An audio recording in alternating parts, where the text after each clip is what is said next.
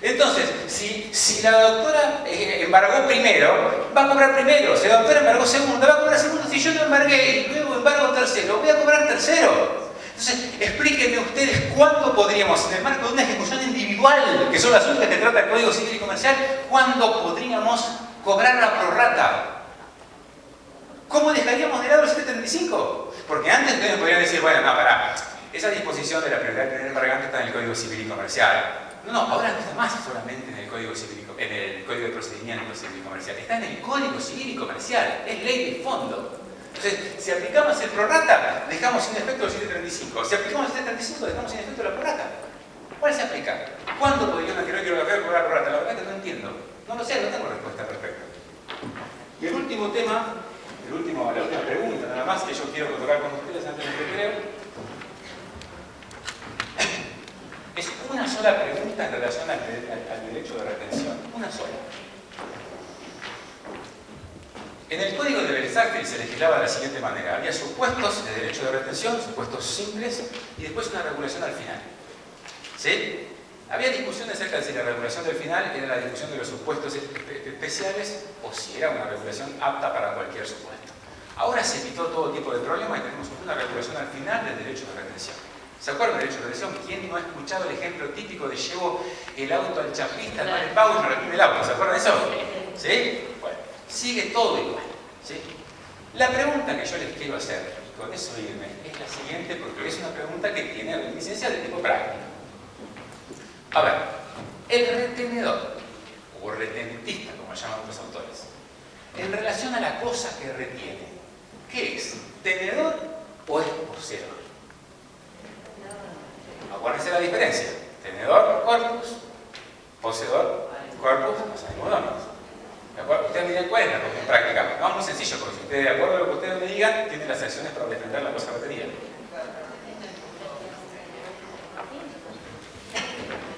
Porque el artículo no nos da ninguna ayuda. Miren lo que nos habla. Nos habla de tentación. No me dice. Y entonces, ¿es tenedor o es poseedor? ¿Siempre tenedor? ¿Seguros? Reconoce en otro, dice usted, el señorío superior, que es de otro. Claro, lo que pasa es que en el régimen del 39-39 te decía, dice, para tener su poder, la cosa ajena. Ahora no dice más cosa ajena. Ah, entonces podría retener una cosa propia también. Porque si retiene una cosa propia, es poseedor. ¿Y qué hacemos entonces? ¿Es poseedor o no es poseedor? ¿Podría ser poseedor? ¿Siempre es tenedor? Miren, yo les doy un ejemplo por el cual sí. Un ejemplo muy sencillo. Pasa acá también, inclusive. Yo me compro, no sé, 20 fotocopiadoras, ¿sí? Para alquilar a kioscos que abren de nuevo y que alquilan fotocopiadoras. Es muy común, eso se suele dar. No compra la gente la fotocopiadora, sino que la alquila. Y le ofrezco también el servicio de reparación. Un día alquilo una fotocopiadora a un kiosco, en el kiosco se les rompe, y le dicen, bueno, vamos a llevarla a arreglar al que nos alquiló. ¿Sí?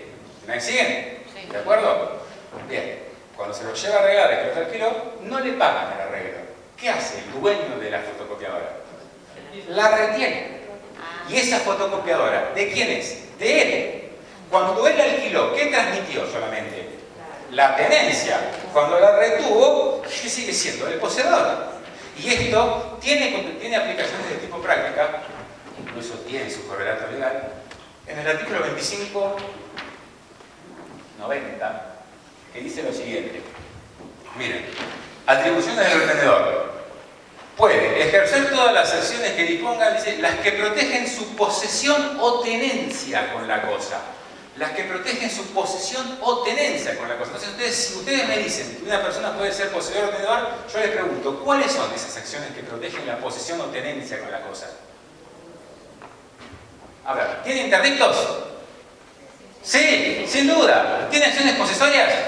Sí, pero a su vez, en el caso de que sea poseedor, además, ¿qué otras acciones tiene? Acciones reales. Bueno, gente, si la idea de todo docente es venir a generar dudas en el alumnado, yo lo logré con creces con ustedes. Yo les digo una cosa, pero la verdad que la idea mía no era venir como docente, sino en todo caso venir a compartir algunos conocimientos, algo que vengo leyendo. Si mi función hubiera sido venir como docente, me hubiera gustado que guarden PowerPoint, que se recuerden mi nombre, que anoten lo que dije, que recuerden mis opiniones. Y la verdad, yo lo único que busco en estos momentos es que durante este ratito que pasamos juntos, ustedes la hayan pasado bien, porque de eso no se van a olvidar. Muchas gracias.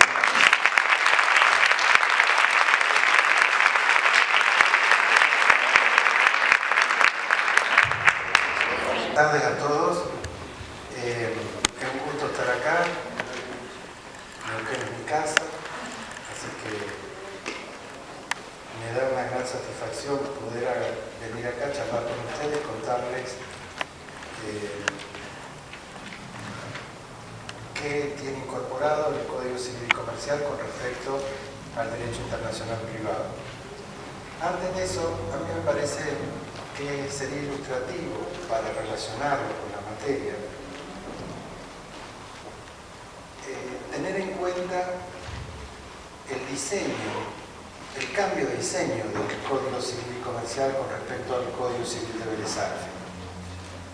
Tiene otra arquitectura.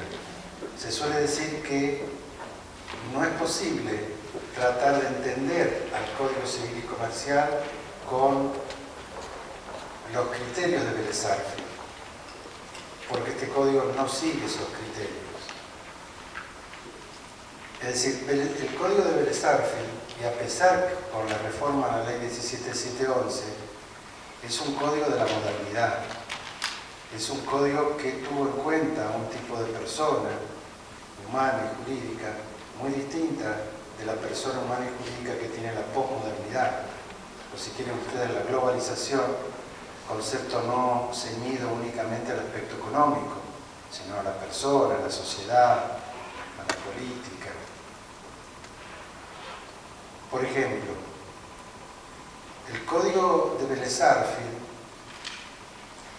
con respecto a la persona, la caracterizaba de acuerdo a la actividad que realizaba, y eso permitía que había actividades civiles y actividades comerciales.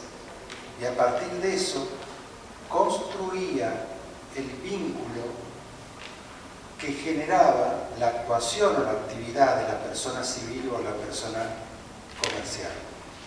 Este código no tiene en cuenta a la persona desde esa perspectiva. Este código lo que tiene en cuenta es la relación obligacional. Entonces, no importa que quien actúe sea un comerciante o quien actúe sea un ámbito privado, civil, lo que se mira es la relación obligacional. Vamos a un ejemplo. En un contrato de locación, en Vélez Arfiel, si el locatario no paga la locación, se recurre a que pague la locación el fiador, y así puede estar durante todo el transcurso del contrato hasta extinguirlo pagando el fiador. ¿Por qué? Porque en Vélez Arfiel el elemento de mayor regulación del vínculo obligacional era el deudor. Es cierto que es un concepto binario el vínculo obligacional, acreedor y deudor, pero estaba centrado todo al deudor. Y el vínculo obligacional estaba centrado además en un solo momento, que era en el momento del cumplimiento.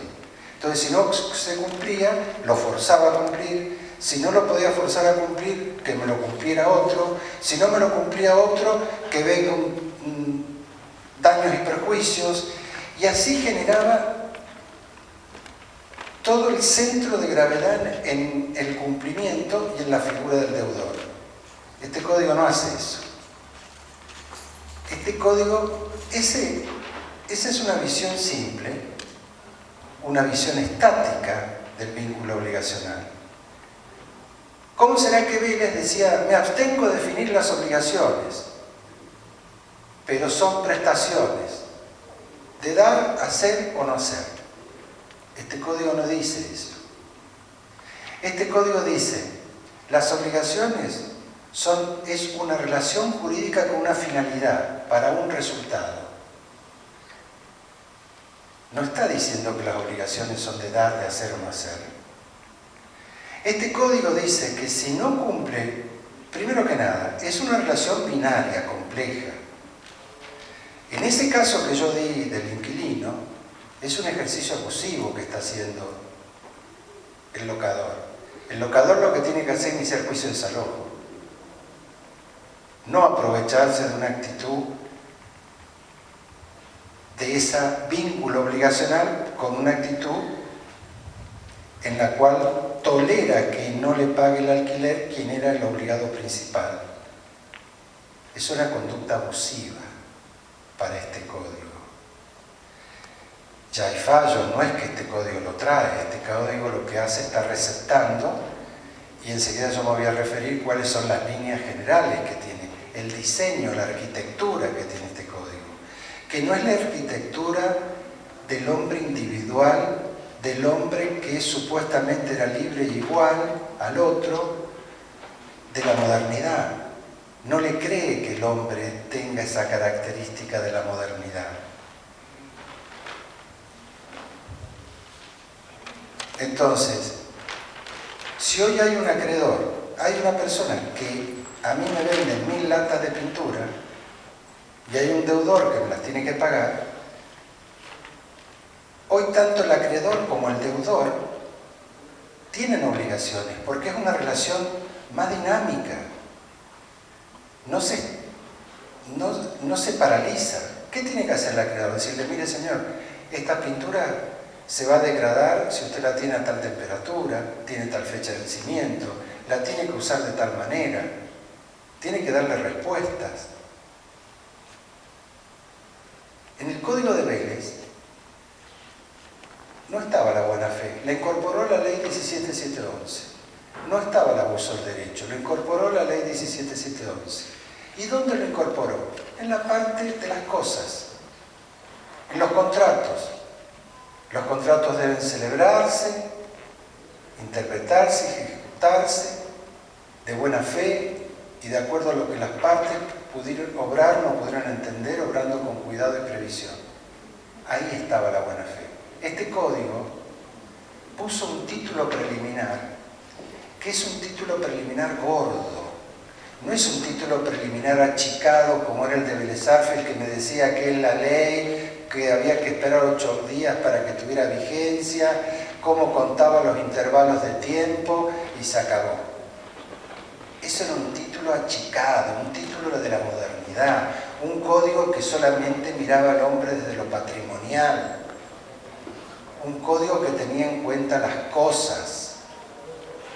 ¿Por qué? Porque la modernidad fue el momento histórico donde una vez que se produjo la apropiación y se consagró la propiedad privada como estatus legal, era necesario regular el tránsito de la propiedad privada.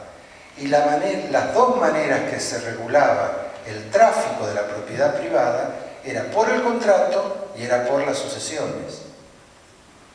Entonces el código se ocupó, mejor dicho, la modernidad dispuso que el aspecto privado de la sociedad lo regularan los códigos e inició la etapa de las codificaciones. Ustedes saben con el primero que fue el francés. Y la parte de lo público dijo la regulan las constituciones. Ese fue el modelo que consagró la modernidad. Para lo público la constitución, para lo privado la codificación. Y así nos han marcado durante todo el tiempo, hasta ustedes que han estudiado abogacía lo han visto desde ese punto de vista. El derecho público, el derecho privado.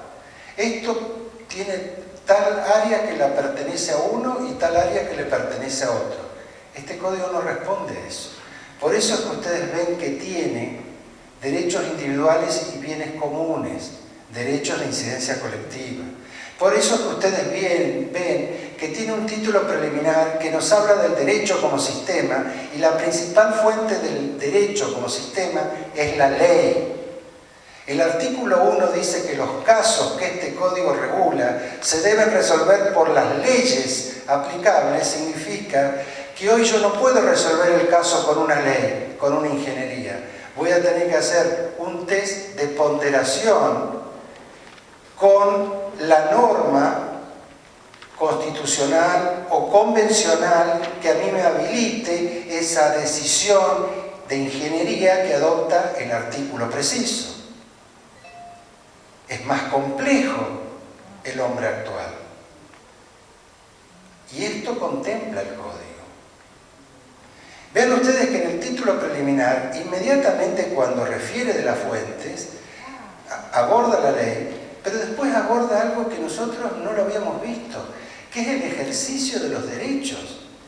Y ahí está puesto que los derechos se ejercen de buena fe, sin fraude, con orden público, sin abuso del derecho, sin imprevisión contractual. Ahí está. Yo no tengo más que ir a buscar la buena fe únicamente en materia contractual. La buena fe la exijo en materia de familia. La exijo al acreedor y al deudor. La exijo al deudor alimentante. Le exijo en todos los ámbitos la buena fe. Está ahí, a la entrada. Ustedes se topan, llegan al código, abren el código y se encuentran con el título preliminar. No tienen que ir a buscar, y acá exijo buena fe, y acá exijo que no haya fraude. Está al inicio. Es un cambio de la arquitectura, es un cambio del diseño. Y después incorpora los llamados bienes comunes, los bienes de incidencia colectiva, que tampoco estábamos acostumbrados nosotros a contemplar los bienes de incidencia colectiva. Eran esos bienes que estaban en la Constitución, más lo asociábamos como bienes que le pertenecían al Estado. Dependíamos a ver si nos daban un poco más, qué margen de arbitrariedad tenía que tener el acto, o qué margen de exteriorización si fuera manifiesta o fuera nula. Todas esas cosas que quedaban en el ámbito. Hoy son bienes comunes. No tenemos que hablar más si son bienes públicos o privados. Son bienes comunes. Piensen ustedes en la biomedicina. Cómo se ha incorporado en el código artículos precisos en cuanto a actos que importen un peligro para el cuerpo. Hasta las exequias está regulado. Los derechos personalísimos están inflamados. Quiere decir que el Código Civil actual y comercial tiene un nuevo diseño. Ese diseño yo podría decir que el primer diseño es que incorpora el derecho internacional. Y lo hace de una manera formal, a través de los tratados, principalmente los tratados de derechos humanos. Ustedes ven que todo lo que se refiere a la capacidad restringida por problemas de salud mental es todo en la convención que hoy integra la Constitución del régimen de discapacidad. Incorporó la doctrina de la protección integral, y ustedes lo ven en los temas de la infancia. La protección de la familia no tomada como la del legislador del 57, ni la familia comprendida por la Declaración Universal, ni siquiera la familia, les diría yo, de los pactos de Naciones Unidas, tanto los civiles y políticos como los económicos, sociales y culturales, porque no es esa familia del año 69 la familia actual. Hoy hay otra familia, no es esa familia. En el 57 había un concepto de familia que no es el concepto de familia hoy. Entonces, vean ustedes que incorpora un derecho internacional formal a través de los tratados, ustedes saben cómo se incorpora, y un derecho internacional global, la protección al ambiente. Vean el artículo 240 del Código Civil y Comercial y 241, ese 240 que protege el paisaje, la flora, la fauna, protege lo que necesitamos los seres humanos para vivir, y está en el Código Civil y Comercial. El paisaje no es del gobierno, el paisaje, la flora no lo es de todos, son bienes comunes. Muy inteligente el modelo que tiene en ese sentido. ¿Y qué se hizo? No se amplió si eran derechos públicos, sino bienes comunes, pero sí se le otorgó mayores derechos de protección, las acciones de clase, mayores derechos de protección a cada uno de nosotros. Entonces, hay un perfil, un primer perfil, que tenemos que mirarlo como diseño. Hay veces que se suele decir, en la época de Vélez no había electricidad, no había avión, bueno, hoy hay avión.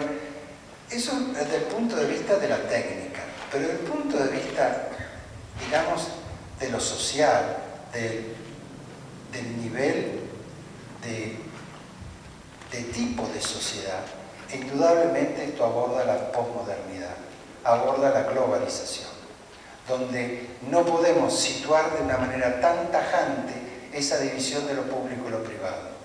Por eso es que hay derechos de la Constitución. Reparen ustedes que la modernidad dijo, lo público va a la Constitución, lo privado va al Código. Y hoy resulta que tenemos aspectos de la Constitución en el Código. Es un traspaso. El maestro Vidal Campos, hace muchísimos años que decía, el techo de la ley no es el Código Civil. Hace mucho. El techo de la ley es la Constitución y es el derecho internacional. El Código incorpora deberes de cooperación, y vamos a ver hoy cuando hablemos de restitución. Incorpora deberes de cooperación, y los deberes de cooperación están desde la creación de Naciones Unidas de los Estados entre sí. Están en los pactos de Naciones Unidas de cooperar.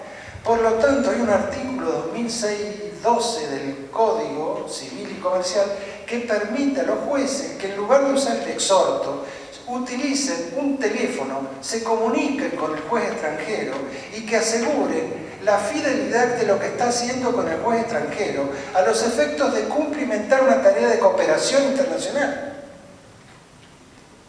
Se quiso poner hasta vía Skype, vía Internet, que dejáramos los exhortos y que fuéramos a Internet.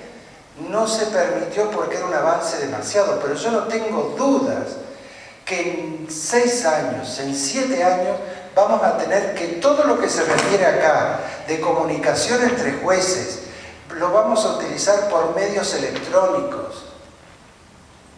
La velocidad que hay de evolución en esta técnica, no hay duda que vamos a ir a medios electrónicos. Si quieren, no 7 años, 15 años, pero van a ver que lo vamos a vivir.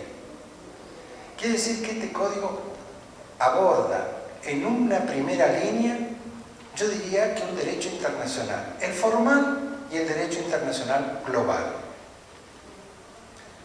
Una segunda línea que incorpora este código es que directamente reproduce fallos de la Corte Suprema de Justicia de la Nación. Directamente lo incorpora. Cuando estudiábamos nosotros, teníamos Vélez Arfield. Y Vélez Arfield, los fallos que había utilizado era lo que él había sacado de Merlín, que era toda una serie de comentaristas franceses. Ustedes saben que Vélez Arfield no fue un francés puro. Él no siguió a pie la letra el Código Civil francés de 1804. O lo siguió, pero era un crítico. A diferencia de otros, de Andrés Bello, de Chile, de Colombia, que eran muy afrancesados, eran más que nosotros.